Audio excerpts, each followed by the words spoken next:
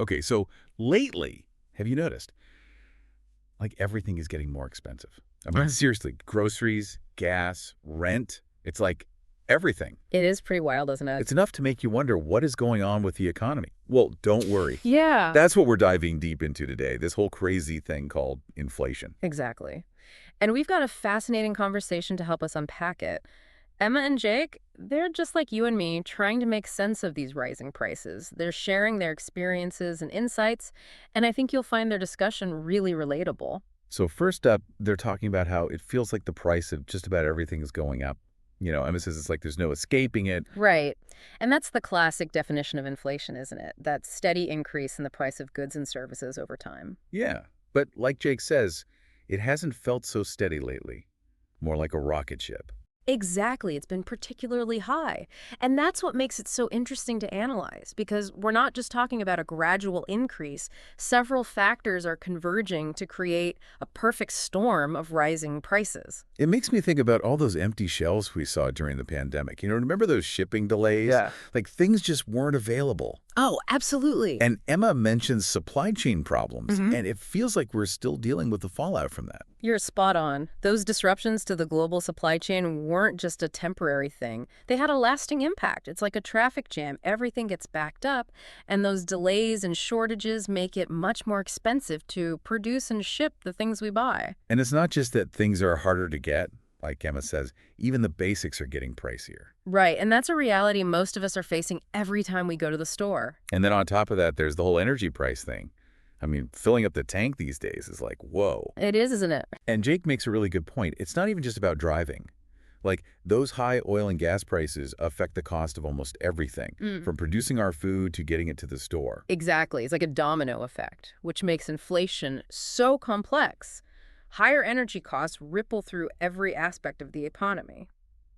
And then we're also dealing with a labor shortage, which Emma brings up. Businesses are struggling to find enough workers. Yeah, it's like everyone's hiring right now, Right, and that means they have to offer higher wages to attract people. which on the surface sounds like a good thing. More money in people's pockets, right? Yeah, definitely. But Jake brings up a key point. Companies often pass those increased labor costs onto us, the consumers, by raising prices even more. It's a catch-22. Absolutely. And then there's the housing market, which both Emma and Jake talk about. Oh, don't even get me started. Trying to rent or buy right now is just crazy. It is, and Jake's analysis of supply and demand is spot on. When there are tons of people wanting homes, but not enough available, well, prices are going to skyrocket. It makes it especially tough for, people who are just starting out trying to save. Absolutely. Saving becomes much harder when so much of your income is going toward rent or mortgage payments. Now, this next part is where things get a little more complicated. Emma talks about central banks printing money during the pandemic to try and help the economy, Right, right.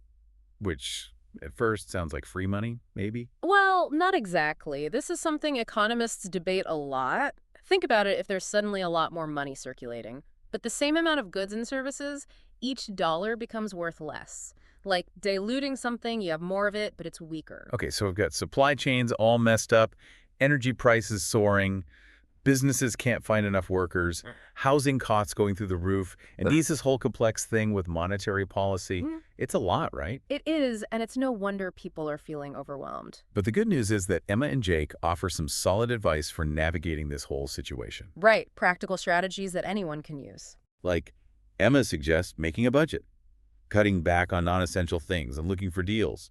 She even talks about maybe starting a side hustle for extra cash. Those are all great ideas for stretching your money further. Absolutely. And then there's Jake's point about building an emergency fund. So important. Having some savings tucked away for unexpected expenses can make all the difference. For sure, it's about being smart with our money and realizing we can't control everything, but we can control how we prepare and adapt. Right. And that's what's so empowering about understanding the forces at play here. Knowledge helps us make informed decisions. I love that. So next time you're looking at a receipt and thinking, how did this happen? Remember, you're not alone. This deep dive has equipped you with knowledge to handle these crazy times. We've untangled the supply chain, decoded the energy crisis, and even tackled the complexities of monetary policy. We have. So keep learning, Stay curious, and remember, you've got this. Absolutely. You've got the tools and the knowledge to navigate this. We'll see you on the next deep dive. See you then. Bye.